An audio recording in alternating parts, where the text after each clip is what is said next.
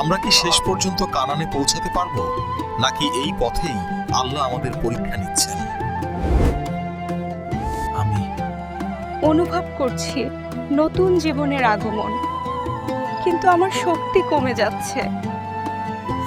একটি পুত্র জন্ম নিয়েছে, এটি আশীর্বাদের মুহূর্ত। আমার সময় শেষ। ছোট ইউসুফ আর বিনিয়ামিনকে আল্লাহর আমানত হিসেবে দেখে রাখবেন।